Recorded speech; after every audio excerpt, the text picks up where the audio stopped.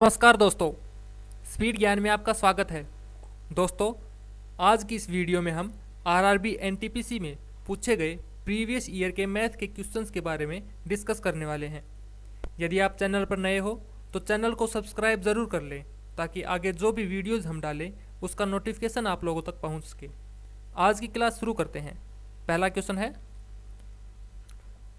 ₹10,000 का 10% वार्षिक ब्याज की दर से 3 वर्ष का चक्रवृद्धि ब्याज ज्ञात करो। हमें क्या दे रखा है यहाँ पे? हमें दे रखा है मूलधन। मूलधन दे रखा है 10,000 रुपये। ठीक है, जो दर है, दर दे रखी है हमें 10%, और जो समय है, समय दे रखा है 3 वर्ष। चक्रवृद्धि ब्याज निकालने का फॉर्मूला क्या होता है? फॉर्मूला होता है मूलधन इंटू 1 प्लस जो रेट है यानी कि दर है डिवाइड बाई 100 और टाइम किसके इक्वल होता है? ये होता है मिश्र धन के।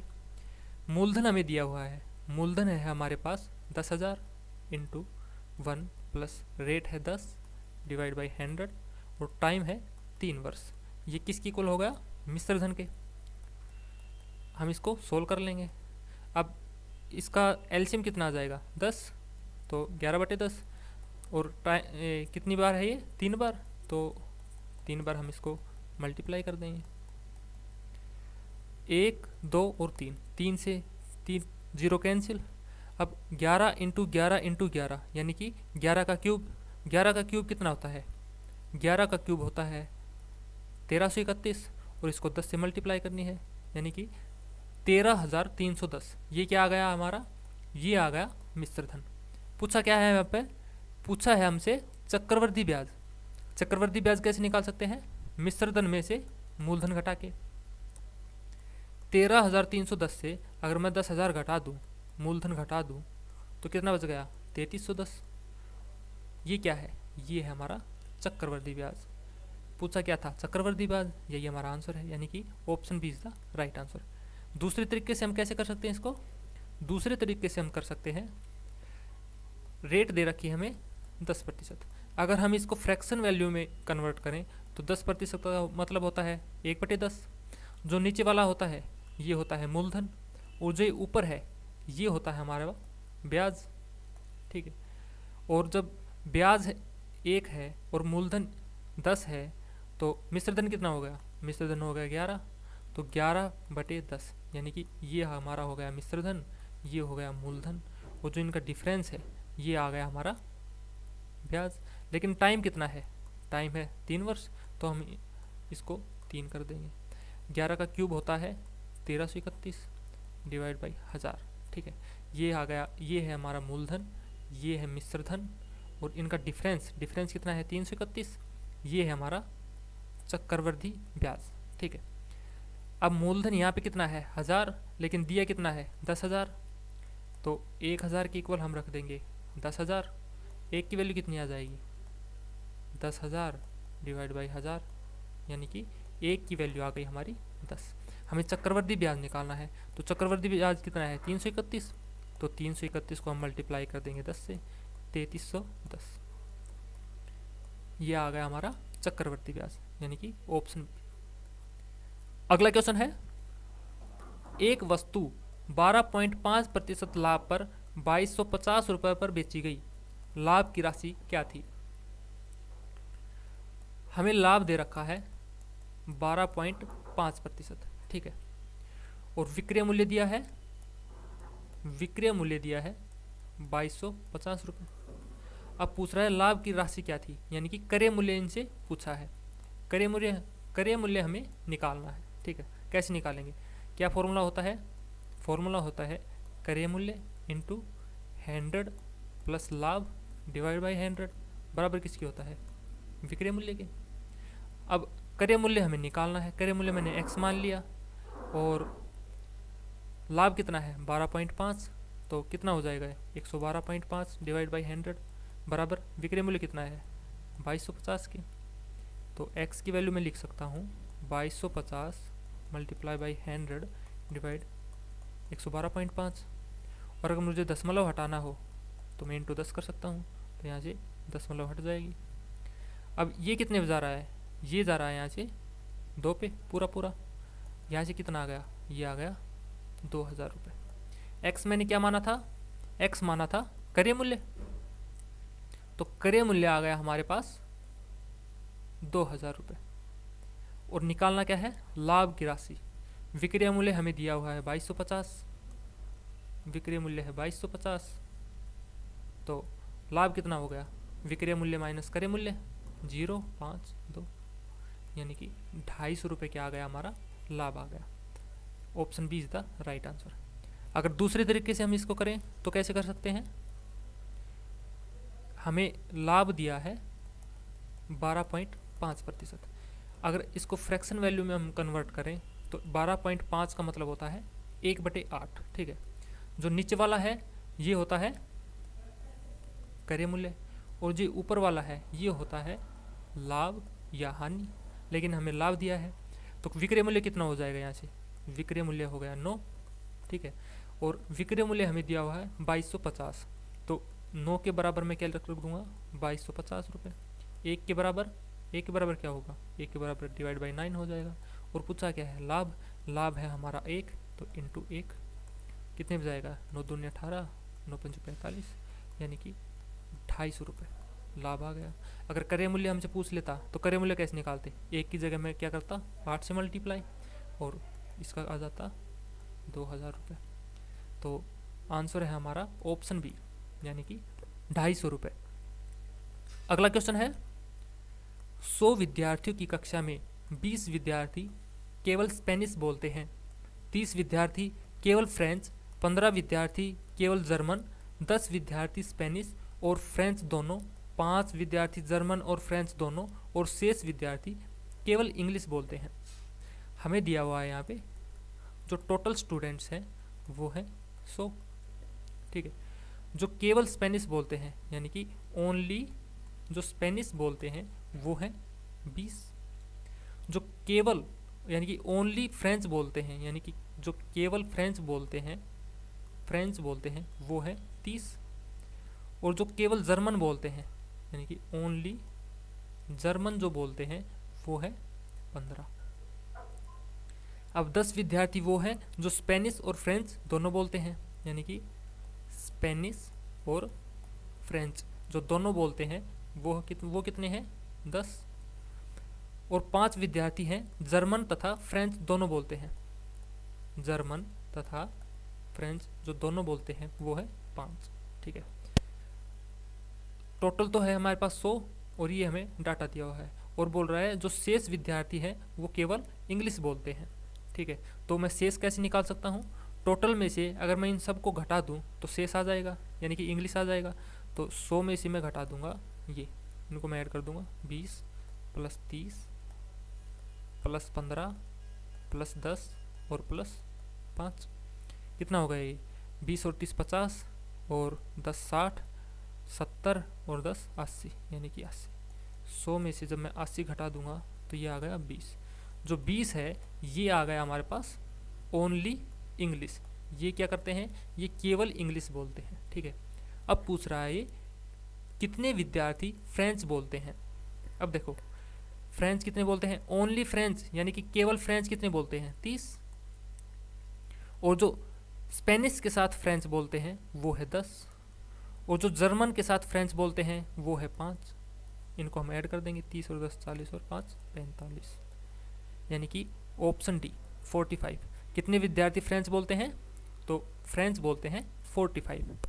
अगला क्वेश्चन है, एक वस्तु का विक्रय मूल्य 1458 रुपये है और इसका क्रय मूल्य 1350 रुपये है, लाभ प्रतिशत ज्ञात करो। हमें विक्रय मूल्य दे रखा है 1458 रुपये, ठीक है, और जो क्रय मूल्य है वो है 1350। अब लाभ कैसे निकालते हैं हम, लाभ निकालते हैं विक्रय मूल्य माइनस क्रय मूल्य, तो कितना आ गया 801, तो लाभ आ गया हमारे पास 108 रुपये। लेकिन इसने पूछा है लाभ प्रतिशत, प्रतिशत कैसे निकालते हैं, लाभ डिवाइड बाय क्रय मूल्य 108 डिवाइड बाय क्रय मूल्य कितना है 1350 मल्टीप्लाई बाय 100, कितने में जाएगा ये 5 दूनी 10, 5 दूनी 10, 5 7 35, ये कितने में जाएगा 27 चौक 108, यानी कि 8%। लाभ प्रतिशत कितना आ गया 8%, यही हमारा आंसर है। अगला क्वेश्चन है, ये वही क्वेश्चन है प्रीवियस जो पीछे हमने किया था, इसमें इसने पूछा है कितने विद्यार्थी केवल एक भाषा बोलते हैं, कितने विद्यार्थी केवल एक भाषा बोलते हैं। तो हम पीछे चलते हैं उसी क्वेश्चन पर।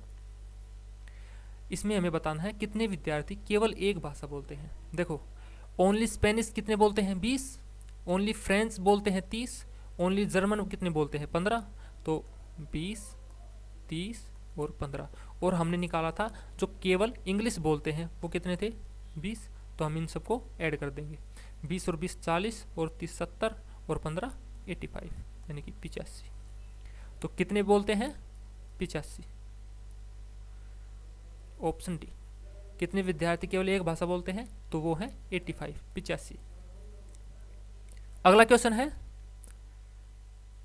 ये हमें संख्याएं दे रखी है, इनका हमें क्या करना है माध्य निकालना है, यानी कि मान निकालना है। तो माध्य हम कैसे निकालते हैं, माध्य का फॉर्मूला क्या होता है, माध्य का फॉर्मूला होता है जो टोटल संख्याएं हैं उनका sum of the terms divide by number of the terms, number of the terms. अब सम कितना है हम इनको ऐड कर लेंगे, 2 और 2 4, 4 और 3 7, 7 4 11, 5 16, 21 और 7 28 और 8 36। सम आ गया हमारे पास 36। अब संख्याएं कितनी है 1 2 3 4 5 6 7 और 8। तो 8 से हम क्या करेंगे डिवाइड कर देंगे, कितने बजाएगा 8 चौक 32, बच गया 4, 8 पंजू 40, यानी कि 4.5। ये क्या आ गया, ये आ गया माध्य यानी कि मीन। यही हमारा आंसर है option A. Option A is the right answer. अगला क्वेश्चन है, निम्नलिखित दशमलव में से सबसे छोटा ज्ञात करो। इनमें से हमें सबसे छोटा बताना है, तो सबसे छोटा हम बता देंगे। कैसे करेंगे, ये क्या कितना हो जाएगा, दशमलव के बाद कितनी है 3, तो 3। यहाँ पे क्या होगा 3 से जब डिवाइड करेंगे तो ये आ जाएगा हमारे पास 0.01, और जब 0.01 को 2 से डिवाइड करेंगे तो कितना आ जाएगा, ये आ जाएगा 0.005। ठीक है, और ये कितना आ जाएगा 2 2 4, और कितने के बाद 2 और 2 4, 2 3 4। तो इन चारों में से सबसे छोटा कौन है, तो इनमें सबसे छोटा है ये वाला। तो यही हमारा आंसर है ऑप्शन डी। अगला क्वेश्चन है, एक निश्चित पुरस्कार राशि पी क्यू और आर को 3:5:7 के अनुपात में दी जाती है। यदि आर को पी से 1000 रुपये अधिक मिलते हैं तो क्यू की हिस्सेदारी क्या है। हमें पुरस्कार राशि को रेशियो में दे रखा है, P ratio Q ratio R दे रखा है हमें 3:5:7। ठीक है, अब बोल रहा है यदि आर को पी से 1000 रुपये अधिक मिलते हैं। अब पी के पास कितने हैं 3, आर के पास कितने हैं 7, इनका डिफरेंस कितना है, इनका डिफरेंस 4 है। तो जो 4 है ये किसके कुल दे रखा है 1000 के, ये मैंने रख दिया 1000। तो एक की वैल्यू कितनी आ गई 1000/4। और पूछा है क्यू की हिस्सेदारी, तो क्यू की हिस्सेदारी कितनी थी 5। तो मैं 5 से क्या कर दूंगा मल्टीप्लाई, इसको काट दो 2 5 0, कितने में जाएगा 5 5 25, 5 2 10 और 2 12, यानी कि 1250 रुपये। ये क्या आ गई क्यू की हिस्सेदारी, क्यू की हिस्सेदारी। Option B is the right answer. अगर आर की पूछ लेता तो आर की जगह क्यू की जगह हम क्या कर देते 5 की जगह हम कर देते 7 से मल्टीप्लाई, और पी की पूछ लेता तो हम कर देते यहाँ पे 3 से मल्टीप्लाई।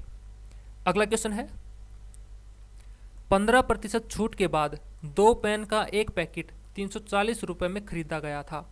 प्रत्येक पेन का अंकित मूल्य ज्ञात करो। देखो, छूट किस पे दी जाती है, छूट दी जाती है अंकित मूल्य पे। मैंने अंकित मूल्य मान लिया 100 रुपये। ठीक है, अंकित मूल्य हो गया मेरे पास 100 रुपये, और तो विक्रय मूल्य कितना हो गया, यानी कि विक्रय मूल्य हो गया 15% छूट के बाद 85। ठीक है, लेकिन जो उसने खरीदा था उसके लिए क्या हो गया ये विक्रय मूल्य। इसने दे रखा है 85, 85 के बराबर में, यानी कि अंकित मूल्य हमें बताना है, x इंटू 85 डिवाइड बाई 100 किसके बराबर हो गया, 340 के। x बराबर 340 मल्टीप्लाई बाई 100 डिवाइड बाई 85, कितने भी कटेगा ये, 17 5 85, 17 दूनी 34, ये कितने बचेगा, 5 चौक 20, यानी कि 400 रुपये। ये क्या आ गया, 400 रुपये। किसका, पैकेट का अंकित मूल्य, पैकेट का अंकित मूल्य, जो अंकित मूल्य है पैकेट का वो है 400 रुपये। लेकिन ये पूछ रहा है प्रत्येक पेन का अंकित मूल्य, तो 2 पेन थे तो 400 से डिवाइड कर दूंगा मैं, 200 रुपये। प्रत्येक पेन का अंकित मूल्य कितना है, 200 रुपये, यानी कि option is the right answer. अगला क्वेश्चन है, यदि आयत के विकर्ण की लंबाई और इसका आधा परिमाप क्रमशः 11 सेंटीमीटर और 13 सेंटीमीटर है तो इसका क्षेत्रफल ज्ञात करो। हमें दे रखा है आयत की विकर्ण की लंबाई, आयत का जो विकर्ण है उसकी लंबाई है 11 सेंटीमीटर, और जो परिमाप है, परिमाप कितना होता है आयत का, आयत का परिमाप होता है 2 इंटू लंबाई प्लस चौड़ाई, है ना। और ये दे रखा है 13, इसका आधा यानी कि डिवाइड बाई 2, 13, यानी कि लंबाई प्लस चौड़ाई हमारे पास है 13 और विकर्ण है हमारे पास 11। विकर्ण क्या होता है, यह अगर L है तो ये B है, ठीक है, और ये दे रखा है हमें 11, ठीक है। तो इसको मैं क्या लिख सकता हूँ, ये होता है हमारे पास L square plus B square, है ना, बराबर हो गया 121 के। और मैं इसको भी क्या कर सकता हूँ, मैं स्क्वेयर कर सकता हूँ दोनों तरफ। यहाँ से क्या आ जाएगा, L square plus B square plus 12B बराबर 169 के। यहाँ से L square plus B square की वैल्यू कितनी है, 121।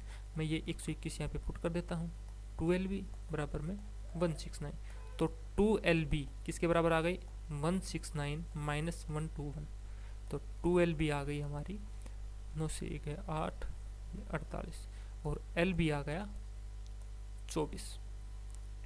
2 से जब हम डिवाइड करें तो कितना आ गया, 24। LB यानी कि लंबाई इंटू चौड़ाई। और पूछा क्या था, क्षेत्रफल, तो क्षेत्रफल कितना होता है, लंबाई इंटू चौड़ाई, तो यही हमारा आंसर है, यानी कि 24 स्क्वायर सेंटीमीटर, ये हमारा आंसर है। Option D is the right answer. अगला क्वेश्चन है, X square minus Y square, इसको डिवाइड कर रहा है एक्स माइनस वाई से। अब इसका फॉर्मूला होता है एक, X square minus Y square, क्या फॉर्मूला होता है, ये होता है X plus Y into X minus Y. मैं इस फॉर्मूले को यहाँ पे खोल दूंगा, X minus Y into X plus Y, और ये डिवाइड कर रहा है एक्स माइनस वाई से, तो एक्स माइनस वाई से एक्स माइनस वाई कैंसिल, कितना बच गया, एक्स प्लस वाई।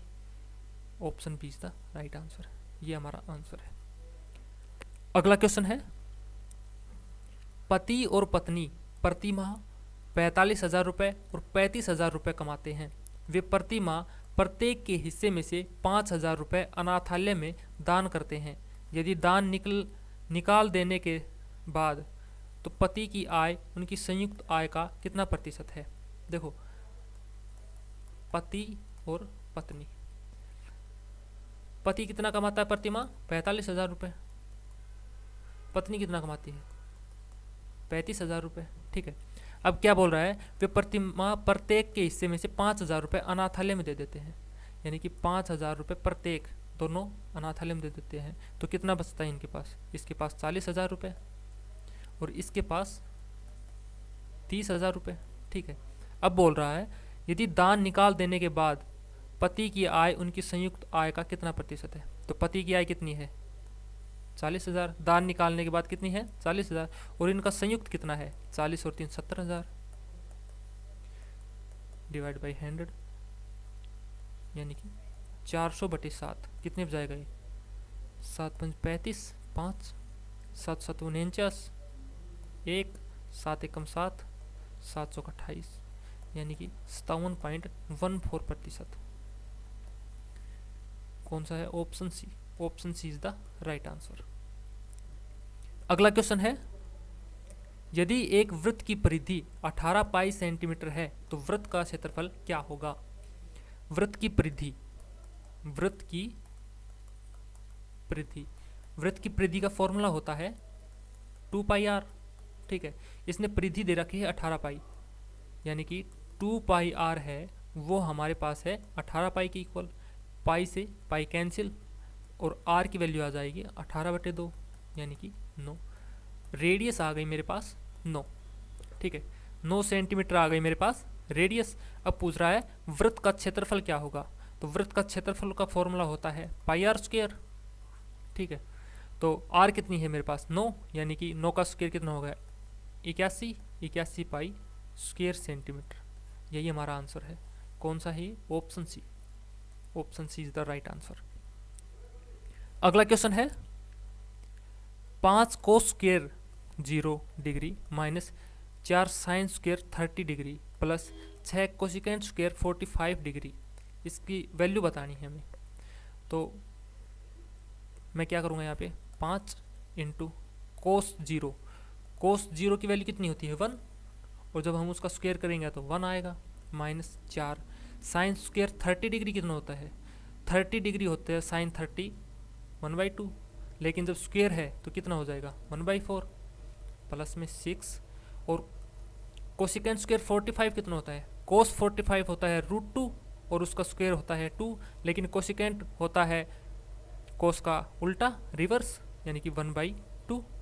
ये आ गया यहाँ पे 1/2, 1/2 का उल्टा हो गया 2, ये आ गया 2, ये आ गया 5, 4 से 4 कैंसिल, माइनस 6 दूनी 12, 12 और 5 17, माइनस 1 यानी कि 16। 16 आ गया हमारा आंसर।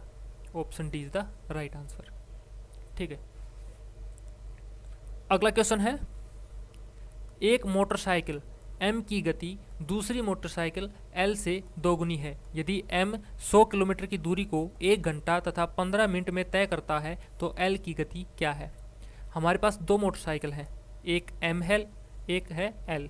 ठीक है, जो m की है स्पीड, जो m की स्पीड है वो दोगुनी है किससे? l से। ठीक है, जो स्पीड है, जो स्पीड का रेशियो है वो 2:1 है, तो टाइम का रेशियो कितना होगा इसका रिवर्स 1:2। अब बोल रहा है यदि m 100 किलोमीटर की दूरी को 1 घंटा तथा 15 मिनट में तय करता है। अब मुझे 1 घंटा और 15 मिनट को घंटों में कन्वर्ट करना है, तो एक सही मैं क्या लिख सकता हूँ 15/60 यानी कि 15 चौक 60, एक सही 1/4 यानी कि 5/4, 5/4 आवर आ गए। ठीक है, अब दूरी दे रखी है और समय दे रखा है, तो स्पीड में निकाल सकता हूँ। स्पीड कितनी हो जाएगी दूरी अपॉन समय, दूरी है 100 और समय है, ये समय है 5/4, 5 × 4 ये कितने पे गए 20, 80। क्या आ गया ये 80, क्या आ गया किलोमीटर पर आवर। इसकी स्पीड आ गई, किसकी आ गई? ये आ गई m की स्पीड। m की स्पीड है 80 किलोमीटर पर आवर। अब निकालनी है l की गति, यानी कि l की स्पीड हमें निकालनी है। तो l की स्पीड क्या है? तो l की स्पीड m से हाफ यानी कि 40 किलोमीटर पर आवर। यही हमारा आंसर है। Option B is the right answer. अगला क्वेश्चन है 69, 96 और 138 का HCF पता लगाएं। इनका हमें HCF निकालना है, 69 का, 96 का और 138 का। अगर मैं इसके फैक्टर करूं तो इसके क्या होंगे 3 दूनी 6, 3 दूनी 6, 3 3 9 इंटू में 3, ये हो गया एक। तो और तो होंगे नहीं, इसके क्या होंगे? तो यानी कि या तो 23 होगा या 3 होगा, लेकिन 23 इनका मल्टीपल है नहीं, तो क्या निकलेगा 3, 3 हर एक में कॉमन निकलेगा। तो यही है हमारा क्या होगा HCF। HCF आ गया हमारा 3। अगला क्वेश्चन है एक नर्सिंग होम में 27 नर्सों में से एक ने इस्तीफा दे दिया। यदि रोगी के अनुपात में स्टाफ नर्स 6:1 हो तो कितने अधिकतम मरीजों को भर्ती कराया जा सकता है? ये बोल रहा है पहले इनके पास थी 27 नर्सें, ठीक है, और एक ने इस्तीफा दे दिया, तो अब कितनी है? अब 26 नर्सें हैं। और इसने अनुपात दे रखा है, रेशियो दे रखा है रोगी का और नर्स का। यानी कि अगर रोगी 6 हैं तो उनके ऊपर कितनी नर्सें हैं? 1। लेकिन कितनी है नर्सें? नर्सें हैं 26, तो रोगी कितने होंगे? 26 गुना 6,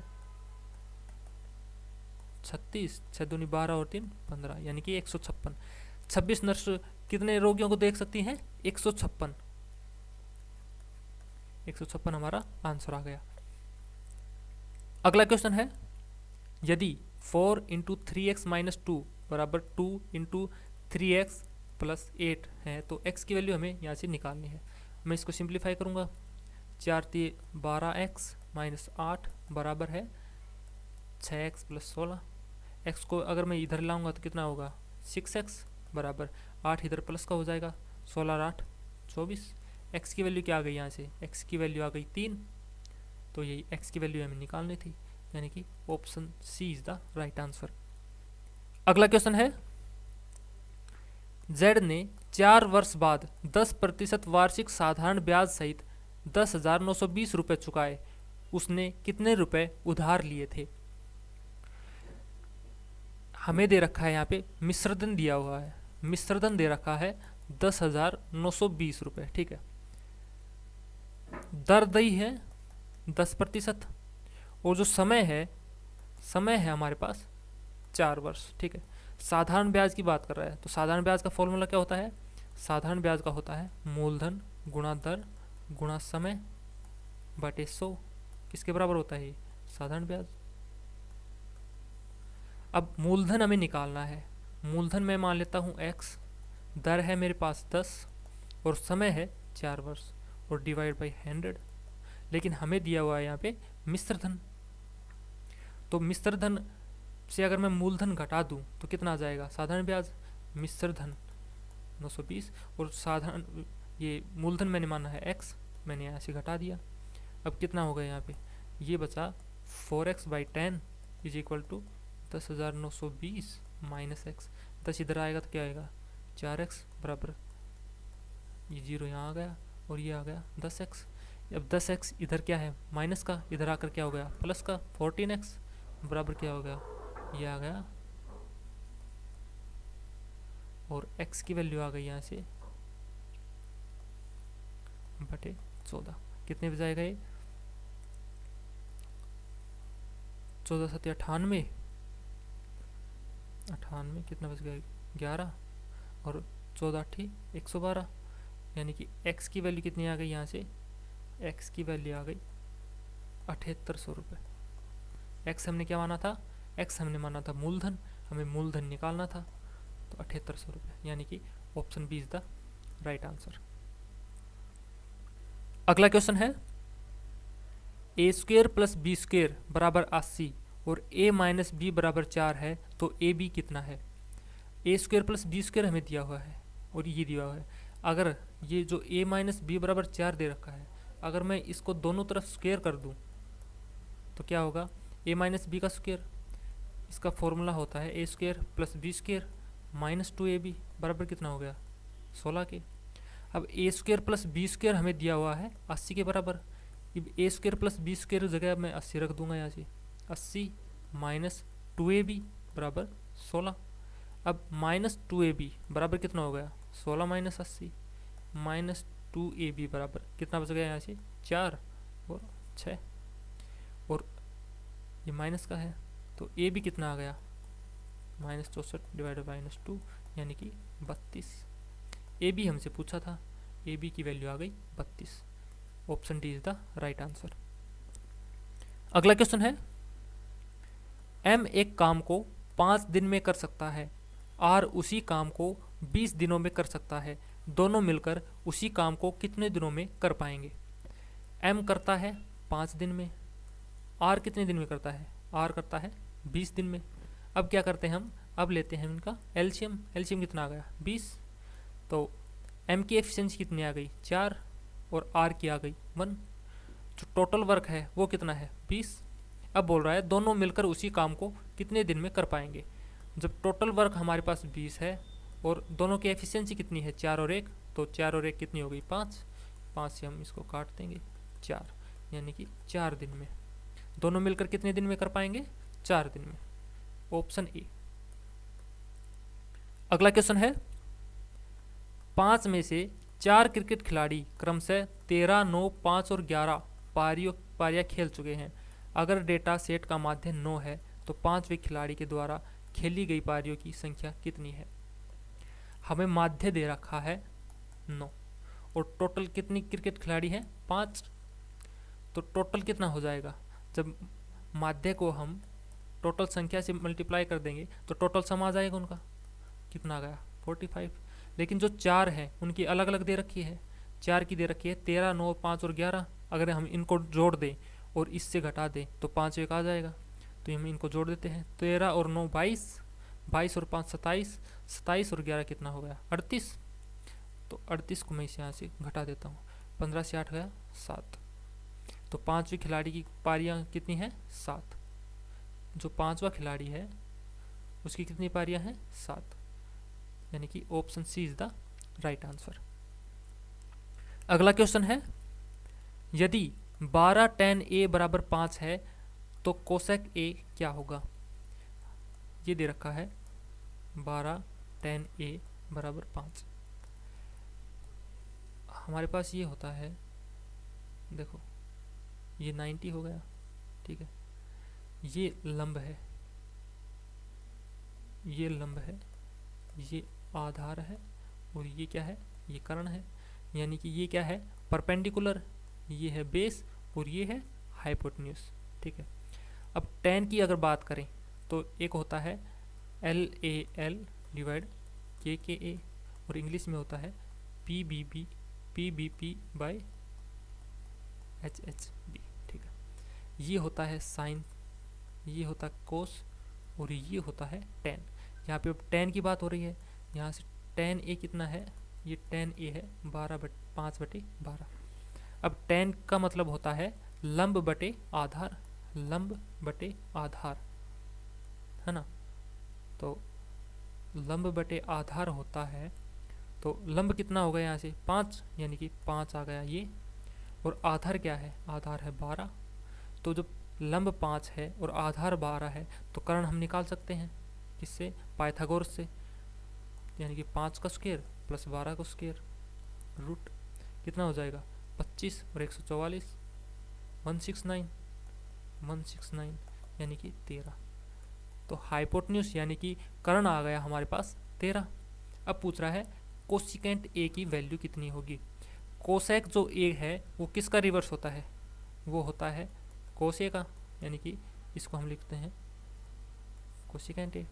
अब कोस का वैल्यू कितना होता है? कोस का होता है आधार बाई कर्ण, यानी कि बेस अपॉन हाइपोटेन्यूज।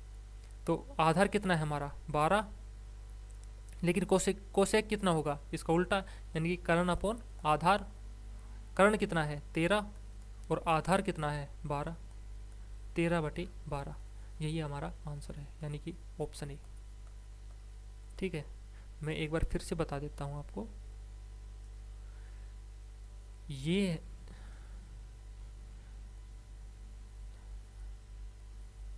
अगर हम यहाँ पे बात करें, ये हमारे पास होता है लंब, ये होता है आधार और ये होता है कर्ण, ठीक है। अब tan A की वैल्यू हमें दे रखी है 5/12। अब LAL डिवाइड KKA, ये होता है साइन के लिए, ये होता है कोस के लिए और ये होता है tan के लिए। अब tan की बात हो रही है तो हम क्या लेंगे? इसको, यानी कि लंब बटे आधार। लंब कितना है? इधर से इसको मैं लिख सकता हूँ लंब बटे आधार। तो यहाँ से हमें पता लगता है लंब है हमारे पास 5, यानी कि लंब है हमारे पास 5 और आधार कितना है? 12 और ये होता है कर्ण। कर्ण को हम कैसे निकाल सकते हैं? पाइथागोरस से। यानी कि पाइथागोरस क्या कहती है? लंब का स्क्वायर प्लस आधार का स्क्वायर और उसका जो रूट होगा वो किसके बराबर होगा? कर्ण के। तो मैं यहाँ से 5 का स्क्वायर प्लस 12 का स्क्वायर, अगर यहाँ से आ गया 169 और इसका रूट करेंगे तो आ गया 13। तो कर्ण आ जाता है हमारे पास 13, ठीक है। अब निकालना है हमें कोसेक ए। कोसेक जो कोसेक ए है वो किसके बराबर होगा? 1/cos A, यानी कि cos A का रिवर्स होता है कोसेकेंड। तो कोस कितना है, आधार बटे कर्ण, तो कोसेक कितना होगा, कर्ण बटे आधार, यानी कि उसका रिवर्स। तो कर्ण कितना है हमारे पास 13 और आधार कितना है 12। यही हमारा आंसर है, ऑप्शन ए। अगला क्वेश्चन है, एक आदमी प्रातः 8 बजे अपनी यात्रा 8 किलोमीटर पर आवर की गति से शुरू करता है और 24 किलोमीटर दूर गंतव्य स्थान पर पहुंचता है। वह गंतव्य स्थान पर कितने बजे पहुंचेगा? ठीक है, वो सुबह चलता है 8 बजे, उसकी स्पीड है 8 किलोमीटर पर आवर और वो कितने किलोमीटर चलता है, 24 किलोमीटर चलता है। फॉर्मूला क्या होता है, फॉर्मूला होता है समय बराबर दूरी अपॉन गति।